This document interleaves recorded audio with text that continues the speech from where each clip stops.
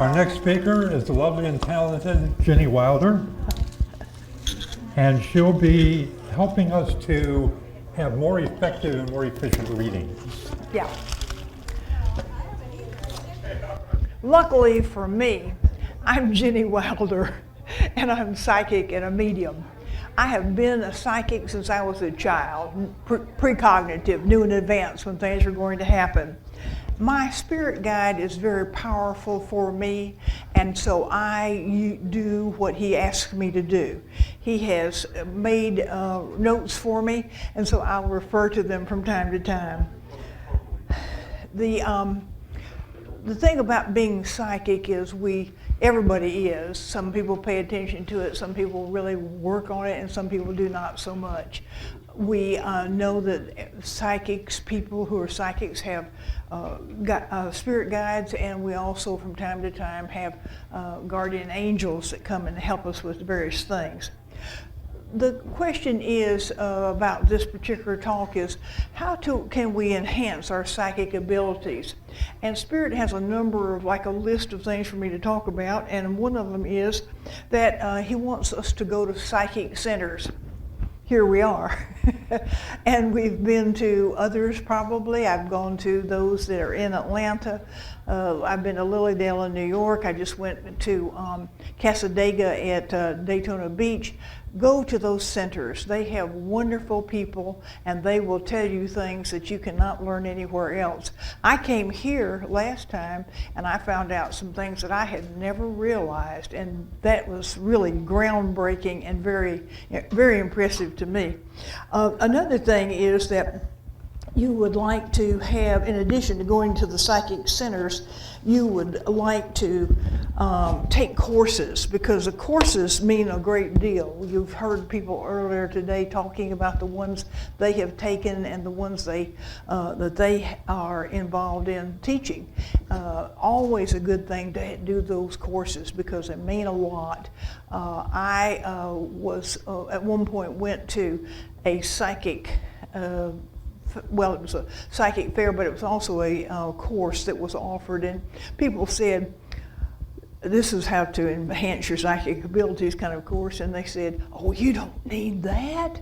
And I said, my spirit guide asked me to go, and you'll find that when these things are available, the money will be available, the time will be available, the circumstances will be available. It's no accident that these things can come to you. So I went to that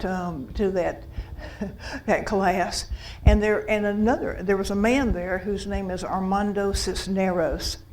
He is a native of Mexico, and he is my psychic partner in this lifetime. And I would, if I had skipped that class, if I had listened to those people instead of listening to what Spirit asked me to do, I would not have probably have ever met him. So always listen to what comes to you about those things. Also, there are publications, and these are just some that I have. This is put out by a psychic center in Atlanta. In fact, actually, a man here who comes here writes articles for them. And how do you pick out publications? Just go anywhere that there are any kinds of materials that you might be interested in. Just run your hand above them. You don't have to touch them. I like to look at the table of contents myself, but you don't have to do that. So that's the way you can tell whether the thing has energy or not, and whether it's positive energy or just no energy or not, or negative energy actually. And then you also want to kind of keep in mind that who are the people who you know? This lady just talked to us with the witch's hat on, just talked to us about nobody she knew wanted to talk about such things. I was very fortunate, exceptionally fortunate in fact, and that is that my dad was psychic and a medium. Now, no, it's not hereditary. People keep asking me that, but he worked in Birmingham, Alabama. This was about 1962, I guess we could say, and this was the advertising brochure that he distributed for the other man who also was a psychic, and then unfortunately that man died, and so my dad took over that business. So there are a lot of people in your family who will know, they might have experienced or know somebody who had a near-death experience, things like that. Talk to them, because they can really help you with finding out how things go. And then also, of course, there's the difference between a synchronicity and a coincidence. Most of us who do this, professionally, if you could say that, don't believe in coincidences, but we believe synchronicity are these kind of unexplainable things that happen. I may be moving to Hendersonville, Tennessee from Gulfport, Florida by the end of this year. And so I went to one of those fancy meat markets that happened to be next to a business that I was going to. I'm a University of Georgia football fan, and we were going to watch football next door. I went in this very fancy meat market, a woman in there. We started talking, and so I told her, I said, I'm thinking about moving to Tennessee. Where is she from? Hendersonville.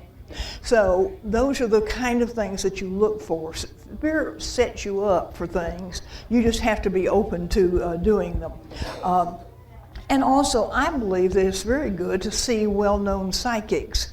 I know you can see them on the internet. I don't do the internet, but you can see them on the internet. You can see them on your phone, etc. So certainly do that. Has anybody here ever seen either like Teresa Caputo or I'll get back to you. or Matt Fraser, or that really sweet young guy, what was his name? Tyler Henry, yes, he's a little doll. Has anybody ever seen those two gentlemen too? Oh my goodness, yeah. My aforementioned psychic partner and I went to see Teresa Caputo in Atlanta at the Fox Theater. It's one of those big Moorish things, with the sparkling light ceiling, etc. He was more impressed with the theater, I think, than the presentation. But as we were walking out, he turned to me and he said very thoughtfully, I appreciate coming to this, but I won't need to see her again. Do you have any idea why he would not need to see her again?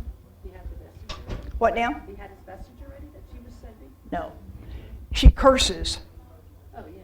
There is nothing in the work that he and I do that has anything to do with rough language. We believe that we are humble, we try to do our very best for people, we are encouraging, and we certainly do not curse, and we don't believe in it. That's why we won't go. Now, I'm not in favor of y'all not going. Y'all go and spend your money, and you might be very impressed with her. And she does what she does. You see them on the internet and all, I'm sure. But that was not very exciting for me. Also, psychics have what are called tells. And talking about those three psychics, do you know what their tells are? For Teresa Caputo, she uses, of all things, a tape recorder. And when she snaps the top of that tape recorder down, that signals to spirit that she's ready to go. To Tyler Henry, he always comes with a folio of paper. He writes a few words up in the corner, and then he just does this. And he does it for much of the reading. And then he offers it to the people, and it will have some energy to it, I'm sure. And so that is his tell to let spirit know he's ready to go. And then Matt, what do you have any idea what Matt says? What does he say? He says, where are you from? And that keys spirit to know I'm ready to work now. I've always laughed about Teresa and that the tape recorder. The one thing about doing psychic readings is that I know nothing I'm not in charge, and when you do readings, you shouldn't be in charge either. It's a very, very important thing to realize that the client, whether they're sitting right in front of you or on the phone or whatever, they are the people who are in charge. And you need to keep that in mind. All I am, and I say this to people, I am the voice and I am the scribe. I talk and I write, but other than that, it doesn't matter. And I also, as a medium, I do a great deal of what I call, a lot of people call it automatic writing. I don't call it that. I call it guided writing. So that's another thing that is helpful to develop if you wish to do that. In order to get ready to do psychic readings, you need to clear your thoughts and your feelings. You need to stop thinking. I know people always, are doing this when I say that, but it is really important because thinking is usually mired in the past. It's quite often negative, and it's useless. And so, if you can just clear your mind, whether it's meditation or whatever device you might want to use, that would be the thing to do. And also, you center yourself.